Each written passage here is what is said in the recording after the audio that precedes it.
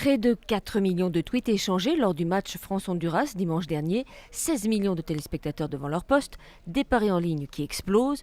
Pour les sponsors, on revient de loin. Après le psychodrame du bus de Naïsna en Afrique du Sud, il a fallu du temps pour reconstruire l'image des Bleus. La France est redevenue bankable, mais on n'est pas encore sur un succès en termes de chiffre d'affaires. On est plutôt sur un succès d'estime aujourd'hui, et c'est déjà bien, qui ne demande qu'à se transformer en succès dans les tiroirs caisses.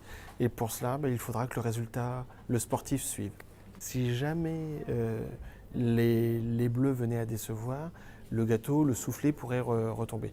Signe que tous les clignotants sont de nouveau ouverts, la Fédération française de football et les sponsors de l'équipe de France ont décidé d'abandonner le système bonus-malus mis en place après 2010. En gros, la dotation financière des partenaires variait à la hausse ou à la baisse en fonction de la cote d'amour des Bleus. Aujourd'hui, ils sont certainement contents d'être amenés à payer plus cher.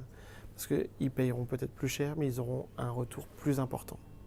Pour le match contre la Suisse, 75% des parieurs ont misé sur une victoire de la France, 26% parient sur un 2-0.